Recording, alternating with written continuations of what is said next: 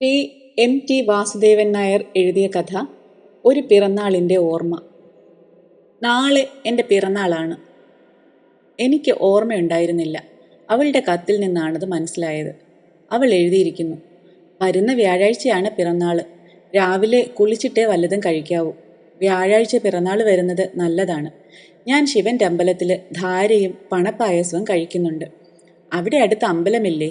ഉണ്ടെങ്കിൽ കുളിച്ചു തൊഴണം. എൻ്റെ നന്മയ്ക്ക് വേണ്ടതെല്ലാം ഭാര്യ ചെയ്തുകൊള്ളും. ആ ഉറച്ച വിശ്വാസമാണ് എന്നെ നയിക്കുന്നത്. അവൾ വളരെ കാലമായി എനിക്ക് വേണ്ടി പ്രാർത്ഥിക്കുന്നു. അവളുടെ പ്രാർത്ഥനയ്ക്ക് ഫലമുണ്ടാവാൻ ഇടയുണ്ട്. ദേവന്മാരുടെയും ദേവിമാരുടെയും കണ്ണിലുണ്ണിയായി വളർന്നവളാണ്. നാളെ എനിക്ക് ഒഴിവാണ്. പിറന്നാളാണെന്നുള്ള വസ്തുത പൂഴ്ത്തിവെക്കുകയാണ് ഭേദം. അറിഞ്ഞാൽ കൂട്ടുകാർ ഇഴച്ചു കയറും. പാർട്ടി വേണമെന്ന് ശഠിച്ചാൽ പേഴ്സ് കാലിയാകും. അവരിൽ പലരുടെയും പിറന്നാളുകൾക്ക് പാർട്ടിയും ഡിന്നറും കിട്ടിയിട്ടുണ്ട്.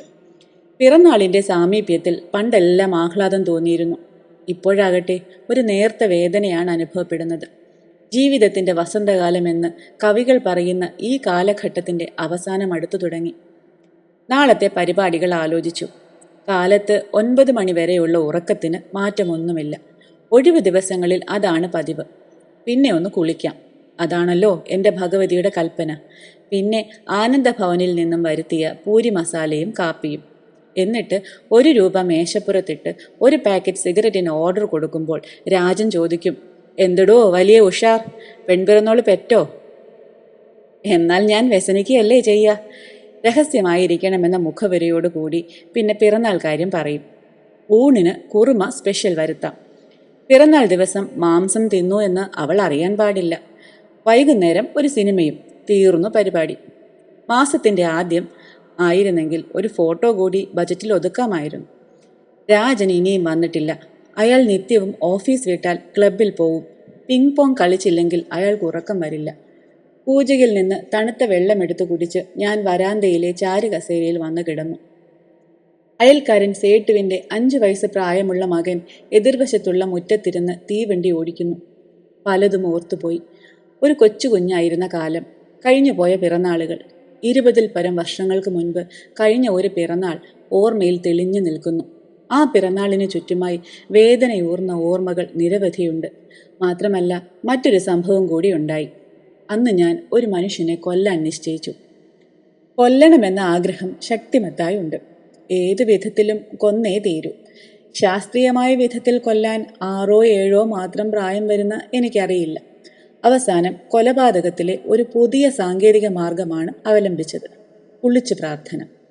ആരാണിത് എനിക്ക് പഠിപ്പിച്ചു തന്നതെന്ന് അറിഞ്ഞുകൂടാ. കാര്യമിതാണ്, നാട്ടിലെ ദൈവങ്ങളുടെ കൂട്ടത്തിൽ കൊല്ലലിൽ പ്രസിദ്ധി നേടിയ ചിലരുണ്ട്.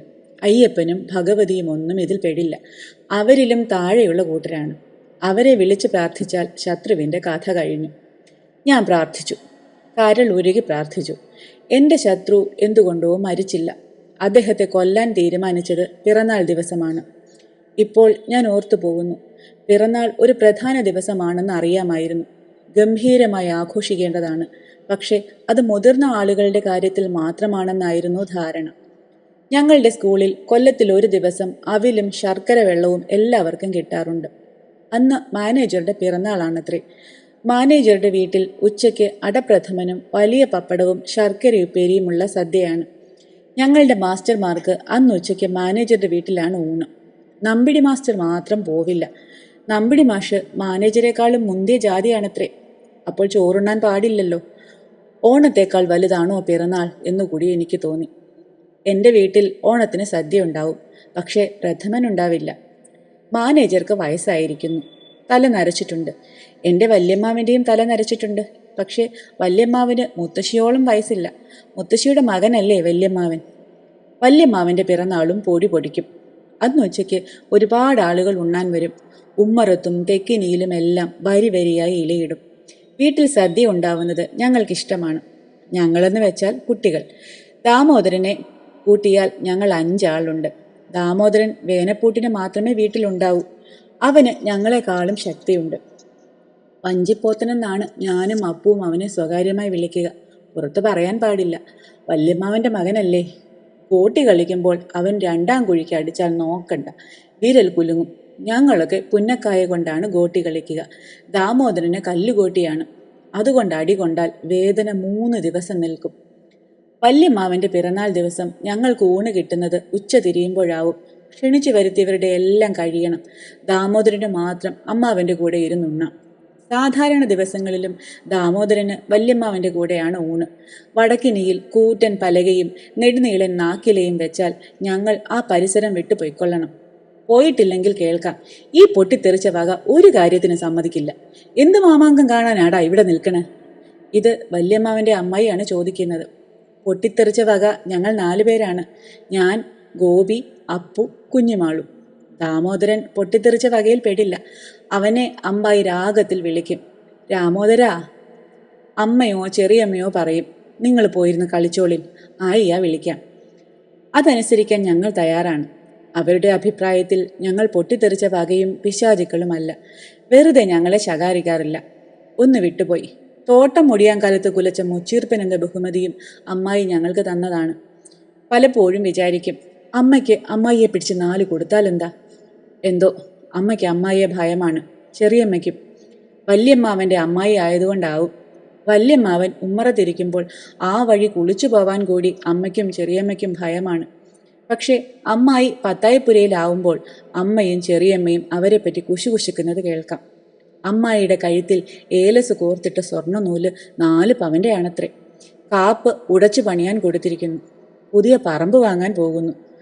അമ്മയ്ക്ക് സ്വർണ്ണ നൂലും സ്വർണ്ണ കാപ്പുമില്ല. ചെറിയമ്മയ്ക്ക് തോടയും രൂപം കൊത്തിയ വളയുമുണ്ട്. അപ്പുവിൻ്റെ അച്ഛന് അങ്ങാടി കച്ചവടം കൊണ്ട് ധാരാളം കാശ് കിട്ടുന്നുണ്ടത്രേ. എൻ്റെ അച്ഛന് കാശില്ലാത്തത് കൊണ്ടായിരിക്കാം അമ്മയ്ക്ക് സ്വർണ്ണ നൂലില്ലാത്തത്. വല്യമ്മാവനും ദാമോദരനും ഉണ്ണുന്നത് ഞങ്ങൾ കുത്തഴിയിലൂടെ പാളി നോക്കും. കാച്ചിയ പപ്പടവും അരച്ചു കലക്കിയും കൊണ്ടാട്ടവും ഇലയിൽ കാണാം. പയറ്റുകൊണ്ടാട്ടം എനിക്ക് വലിയ ഇഷ്ടമാണ്. ദാമോദരൻ കൊണ്ടാട്ടം കറുമുറെ കടിക്കുമ്പോൾ എൻ്റെ വായിൽ വെള്ളം നിറയും.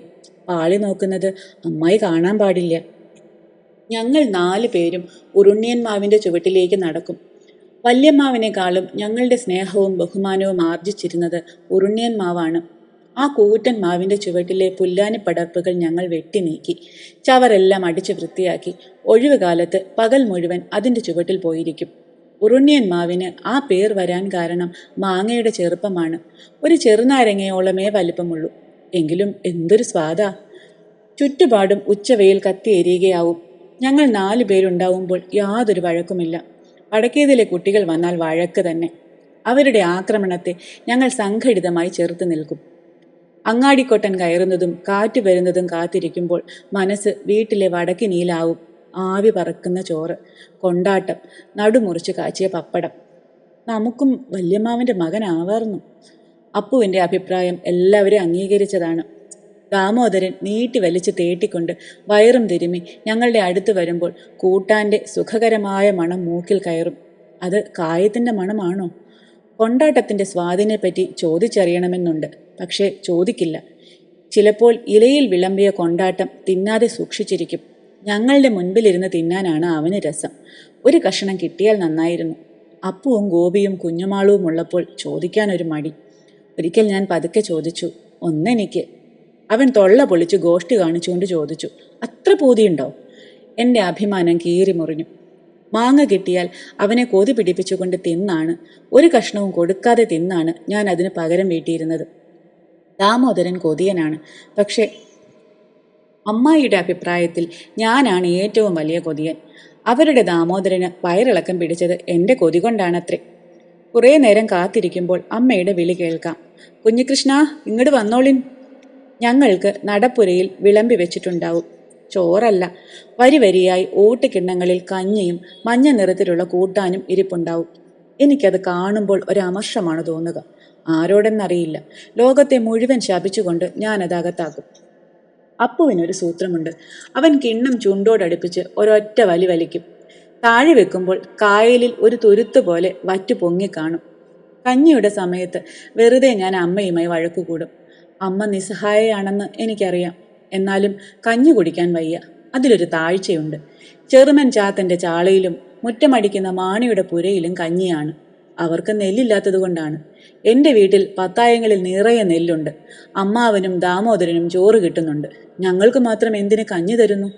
വല്യമ്മാവിന് ഞങ്ങളോട് ഇത്ര പകയുണ്ടാവാൻ കാരണം എന്താണ്? എത്ര ആലോചിച്ചിട്ടും മനസ്സിലാവുന്നില്ല. ദാമോദരന് കൊടുക്കുന്നത് പോലെ കവറിട്ട പന്തും പാവുമുണ്ടും തരണ്ട. ചീത്ത പറയാതിരുന്നുകൂടെ? എപ്പോഴും ഞങ്ങളെ ചീത്ത പറയും. എന്തടാ ചെയ്ത്തന്മാർ കിടന്ന് വട്ടിരീണ് എന്നാണ് ചോദ്യം. ഞങ്ങൾ വായിൽ തീക്കട്ടയും ഇട്ട് പാതിരയ്ക്ക് നടക്കാറില്ല. പിന്നെ എങ്ങനെയാണ് ചെകുത്താന്മാരാവുന്നത്? അകത്തു നിന്ന് എന്തെങ്കിലും ശബ്ദം കേട്ടാൽ മതി, പിന്നെ അലർച്ചയാണ്. മിണ്ടാതിരുന്നോളിൻ, ചവിട്ടിയിട്ട് ഞങ്ങൾ വിറച്ചു പോകും. വീട്ടിലുള്ളവരോട് മുഴുവൻ അമ്മാവന് വെറുപ്പാണ്. ഈ തറവാട് പൊളിക്കാൻ 2 കരിമ്പ്രങ്ങളുണ്ട്. കരിമ്പ്രം എന്നാൽ എന്താണെന്ന് ഞങ്ങൾക്ക് ആർക്കും അറിഞ്ഞുകൂടാ. കുറേ പ്രാവശ്യം കേട്ടപ്പോൾ അമ്മയ്ക്കും ചെറിയമ്മയ്ക്കും കൊടുത്ത പേരാണ് അതെന്ന് മനസ്സിലായി. മുത്തശ്ശിയെ കൂടി വലിയമ്മാവന് പേടിയില്ല. എൻ്റെ അമ്മ എന്നെ അടിക്കാറുണ്ട്. അതുപോലെ മുത്തശ്ശിക്ക് അമ്മാവനെ തച്ചാലെന്താ? ഒരിക്കൽ ഗോപിയെ നടുമുറ്റത്തെ തൂണിൽ പിടിച്ചു കെട്ടി ഒരു പുളിവാറൽ മുറിയുന്നത് വരെ അമ്മാവൻ അടിച്ചു. അത് കണ്ടപ്പോൾ മുത്തശ്ശി പറഞ്ഞു, എടാ, നീ ഇങ്ങനെ നീശനാവരുത്. ബാലശാപം കാല് പിടിച്ചാൽ പോവില്ല. അത് കേട്ടപ്പോൾ വല്യമ്മാവൻ പറയുന്നത്, തള്ളേ, നിങ്ങൾ നിങ്ങളുടെ പാട്ടിനിരുന്നോളിൻ, മൂച്ചിക്ക് ചെറിക്കാറായിട്ടും. മുത്തശ്ശി പിന്നെ മിണ്ടിയില്ല. വലിയവരുടെ പിറന്നാളിന് മാത്രമേ സദ്യയുള്ളൂ എന്നായിരുന്നു എൻ്റെ ധാരണ. സ്കൂൾ മാനേജരും വല്യമ്മാവനും വയസ്സായവരല്ലേ. വയസ്സായാൽ എൻ്റെ പിറന്നാളും കേമമായി നടത്തണം. നാട്ടിലുള്ളവരെ മുഴുവൻ ക്ഷണിക്കണം. എൻ്റെ പിറന്നാൾ ഒരു സാധാരണ ദിവസം പോലെ തന്നെയാണ്. രാവിലെ കുളിക്കുമെന്നതാണ് ഒരു പ്രത്യേകത. അത് എനിക്കിഷ്ടമുണ്ടായിട്ടല്ല, അമ്മയുടെ നിർബന്ധം കൊണ്ടാണ്. വലിയവരുടെ മാത്രമല്ല, കുട്ടികളുടെ പിറന്നാളിനും സദ്യ ഉണ്ടാവുമെന്ന് ആദ്യമായി പറഞ്ഞത് ഞങ്ങളുടെ ക്ലാസ്സിലെ മണിയാണ്. മണിയുടെ പിറന്നാളിന് സദ്യ ഉണ്ടാവുമത്രേ. അവൻ്റെ മാത്രമല്ല, അവൻ്റെ അനുജത്തിയുടെയും. എന്തോ എനിക്ക് വിശ്വാസം വരുന്നില്ല. അവൻ നുണയെ പറയാറുള്ളൂ. അവൻ്റെ വീട്ടിലെ പാമ്പിൻ കാവിൽ 3 ചെപ്പുകുടം നിറച്ച് പൊന്നു കുഴിച്ചിട്ടുണ്ടെന്ന് പറഞ്ഞ വീരനല്ലേ. പക്ഷേ പിറന്നാളിൻ്റെ കാര്യം മണി പറഞ്ഞത് വാസ്തവമായിരുന്നു. എൻ്റെ വീട്ടിൽ വെച്ച് ദാമോദരൻ്റെ പിറന്നാൾ ആദ്യമായി ആഘോഷിച്ചു. സാധാരണ പിറന്നാളിന് ദാമോദരൻ അവൻ്റെ വീട്ടിൽ തന്നെ ആയിരിക്കും. അക്കൊല്ലം ആദ്യമായാണ് എൻ്റെ വീട്ടിലുണ്ടാവുന്നത്. തലേ ദിവസം ഉറുണ്ണിയൻ മാവിൻ്റെ ചുവട്ടിലിരിക്കുമ്പോൾ ദാമോദരൻ പറഞ്ഞു, നാളെ എൻ്റെ പിറന്നാളാണല്ലോ. അത് ഞങ്ങൾക്കെന്ത് വേണം? ഞങ്ങൾ ആരും ഒന്നും പറഞ്ഞില്ല. നാളെ പായസം വെക്കൂലോ. ഞങ്ങൾക്ക് ചിരിക്കാൻ തോന്നി. അവൻ്റെ കുളൂസ് കേട്ടില്ലേ. പക്ഷേ പിറ്റേ ദിവസം ഞങ്ങൾ അമ്പരക്കുക തന്നെ ചെയ്തു. ദാമോദരൻ്റെ പിറന്നാളിന് സദ്യ ഉണ്ടാക്കിയിരിക്കുന്നു. അപ്പോൾ കുട്ടികളുടെ പിറന്നാളിനും സദ്യ ഉണ്ടാക്കാം. അമ്മ ഇത്ര നാൾ ഇത് അറിഞ്ഞിരുന്നില്ലേ? എൻ്റെ പിറന്നാൾ വരട്ടെ. അടുത്ത കർക്കിടകം വരുന്നതും കാത്തിരുന്നു. മുത്തശ്ശിക്ക് നാട്ടിലുള്ളവരുടെ മുഴുവൻ പിറന്നാളും ശ്രാദ്ധവും അറിയാം. മുത്തശ്ശി നാളക്കം വെച്ചതാണത്രേ. കണക്ക് കൂട്ടി നോക്കി നേരത്തെ മുത്തശ്ശി പറഞ്ഞു തന്നു, വരണ ബുധനാഴ്ചയാടാ. ഇനി അതിനാപ്പോ 6:64. ഞാൻ മനസ്സിൽ പിറുപിറുത്തു. മുത്തശ്ശി കണ്ടോളിൻ. ഞാൻ അമ്മയുടെ അടുത്ത് നിവേദനം സമർപ്പിച്ചു. എൻ്റെ പിറന്നാൾ ദിവസം സദ്യ ഒരുക്കണം. നിനക്ക് പ്രാന്താടാ? അമ്മ അത് ഇത്ര നിസ്സാരമാക്കുമെന്ന് ഞാൻ കരുതിയില്ല. എനിക്ക് കരച്ചിൽ വന്നു.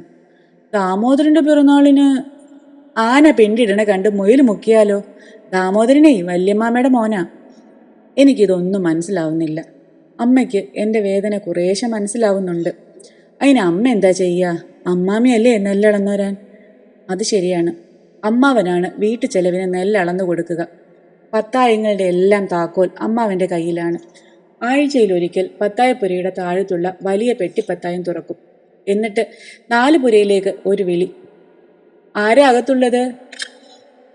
അമ്മ ഉടനെ പുറത്തു വന്നിട്ടില്ലെങ്കിൽ അമ്മാവൻ്റെ ശബ്ദം കുറച്ചുകൂടി ഉയരും. ഈ നശൂരങ്ങൾ ഒരൊറ്റൊന്നിനും ചെകിടും കൂടിയില്ല. അപ്പോഴേക്കും അമ്മ കൊട്ടയും എടുത്ത് വന്നിട്ടുണ്ടാവും. അമ്മാവൻ 3 വഴിപ്പൻ നെല്ല് അളന്നിട്ട് കൊടുക്കും. ഒരാഴ്ചത്തെ ചെലവിനാണത്. അത് മതിയാകുന്നില്ലെന്ന് മുത്തശ്ശി ശുപാർശ ചെയ്തപ്പോൾ അമ്മാവൻ അലറി, ഇവിടെ 12,000 അല്ലേ വിളയണ്?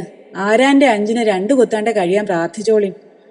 അപ്പോൾ എൻ്റെ പിറന്നാളിന് സദ്യ വേണമെങ്കിൽ അമ്മാവൻ കൂടുതൽ നെല്ലളന്നു തരണം. അമ്മാവന് തന്നാലെന്താ? പത്തായത്തിൽ ധാരാളം കിടപ്പുള്ളതല്ലേ. ചോദിക്കാൻ എനിക്കും വയ്യ. തച്ചാലോ എന്നാണ് ഭയം. അമ്മ ചോദിച്ചാൽ നന്നായിരുന്നു. സന്ധ്യയ്ക്ക് കുളിച്ചു പോരുമ്പോൾ ഞാൻ അമ്മയോട് പറഞ്ഞു, അമ്മ ചോദിച്ചു നോക്കൂ. എന്തടാ? ഞാൻ മിണ്ടിയില്ല. എന്ത് ചോദിക്കണ്? അമ്മാമ്മോടേ. നിനക്ക് പ്രാന്ത. എൻ്റെ കണ്ണുകൾ നിറഞ്ഞു. എന്തു പറഞ്ഞാലും എനിക്ക് പ്രാന്താണ്. അമ്മ എൻ്റെ മുഖത്ത് നോക്കി. അപ്പോൾ കണ്ണുകൾ കവിഞ്ഞൊഴുകി. എടാ, അതിന് മണ്ടയിൽ വര നന്നാവണം. അമ്മ ഈറൻ തോർത്തുകൊണ്ട് കണ്ണുകൾ തുടച്ചു. അവനെയാണ് പുളിവാറൽ കൊണ്ട് 4 ചാർത്തേണ്ടത്. എന്റെയും അമ്മയുടെയും മണ്ടയിൽ തെറ്റായ വരകൾ വരച്ച അവനെ. 2 രാത്രിയും 1 പകലും കടന്നുപോയി. മനസ്സ് നിറച്ചും വേദനയായിരുന്നു. ആരോടും ഒന്നും പറഞ്ഞില്ല. എന്തു ചെയ്യാം, ഞാൻ അങ്ങനെ മോശക്കാരനായി. ബുധനാഴ്ചയും പുലർന്നു. എൻ്റെ പിറന്നാളാണ്. എനിക്ക് ഒരു ഉത്സാഹവും തോന്നിയില്ല. എൻ്റെ പിറന്നാളാണെന്ന കഥ ദാമോദരൻ അറിയരുതേ. അന്ന് നെല്ലളന്നു കൊടുക്കുന്ന ദിവസമാണ്. രാവിലെ പെട്ടിപ്പത്തായം തുറന്നു. അമ്മ അവനകത്തേക്ക് വിളിച്ചു. ആരാ അവിടെ? അമ്മ കൊട്ടയുമെടുത്ത് പത്തായപ്പുരയിലേക്ക് ചെന്നു. ഉമ്മറത്തെ പടിഞ്ഞാറേ അറ്റത്ത് ചിതൽ പിടിച്ചു നിൽക്കുന്ന തൂണും ചാരി ഞാൻ ഇരിക്കുകയാണ്. കിളിവാതിലിലൂടെ നോക്കുമ്പോൾ അമ്മാവൻ നെല്ലളന്നിടുന്നത് കാണാം. 3 വടിപ്പൻ അളന്നതിനു ശേഷം അമ്മാവൻ പത്തായം അടയ്ക്കാൻ തുടങ്ങുമ്പോൾ അമ്മ പതുക്കെ പറഞ്ഞു, ഇന്ന് കുഞ്ഞിഷ്ണന്റെ പിറന്നാളാ. എൻ്റെ ഹൃദയം തുടിച്ചു. ഞാൻ വിചാരിച്ച പോലെയല്ല. എൻ്റെ അമ്മ എത്ര നല്ല അമ്മയാണ്. അതിന് മനേക്കാവില് അരക്കൂട്ട് പായസം കൂടി നേർന്നിട്ടുണ്ട്. 4 ഇടങ്ങഴിയും കൂടി. ഇടിവെട്ടുന്ന സ്വരത്തിൽ അമ്മാവൻ പറഞ്ഞു. ആരേ പറഞ്ഞത് നേരാൻ? നേർന്നിട്ടുണ്ടെങ്കിൽ നേർന്നൂര് കഴിച്ചോളുണ്ടു. ഓനത് എണ്ണം പിടിച്ചപ്പോ നേർന്നതാ. ഓന്റെ തന്തോട് പറ, കാശിന് അയാളെ കൊണ്ട് ഉപകാരം ഉണ്ടാവും. എൻ്റെ ഇഷ്ടത്തിന് നടത്തിയതല്ലോ. എന്നേടി ഇവിടെ പെണ്ണുങ്ങൾ കാര്യം പറയാൻ തുടങ്ങിയത്? ഓപ്പോടല്ലാതെ പിന്നാരോടാ പറയുക? ഓപ്പോട കുട്ടിയാച്ച ഓരും പെട്ടോളെ നിന്നെ ഞാൻ. ഒരടി പൊട്ടുന്ന ശബ്ദം. കിളിവാതിലിലൂടെ നോക്കുമ്പോൾ അമ്മ പത്തായത്തിന്റെ മുകളിലേക്ക് കമിഴ്ന്നു വീഴുന്നു. എൻ്റെ അമ്മയെ ഞാൻ അറിയാതെ വിളിച്ചുപോയി. അകത്തുള്ളവരെല്ലാം ഉമ്മറ വാതിൽക്കൽ വന്ന് പത്തായപ്പുരയിലേക്കൊന്ന് നോക്കി തിരിച്ചുപോയി. മുത്തശ്ശി മാത്രം 2 വട്ടം ഉച്ചത്തിൽ ജപിച്ചു, നാരായണ നാരായണ. കുറച്ചു കഴിഞ്ഞപ്പോൾ നെല്ലുകൊട്ടയും എടുത്ത് അമ്മ പത്തായപ്പുരയുടെ ഒതുക്ക് കിളിയിറങ്ങി വന്നു. അപ്പോൾ കവിൾത്തടങ്ങളിലൂടെ കണ്ണുനീർ ഒഴുകുന്നുണ്ടായിരുന്നു. ഇടത്തെ പുരുകത്തിനു മുകളിൽ ചോരയും. ആ പിറന്നാൾ ദിവസം ഞാൻ കുളിച്ചില്ല. അമ്മ എന്നെ നിർബന്ധിച്ചതുമില്ല. അതിൽ പിന്നെ 20 പിറന്നാളുകൾ കടന്നുപോയി. ഇന്ന് അമ്മയും അമ്മാവനും മുത്തശ്ശിയുമില്ല. ഇരുട്ട് നുഴഞ്ഞു കയറുന്ന അന്തരീക്ഷത്തിലേക്ക് കണ്ണോടിച്ചുകൊണ്ടിരിക്കുമ്പോൾ ഞാൻ ഓർത്തു പോകുന്നു, നാളെ എൻ്റെ പിറന്നാളാണ്.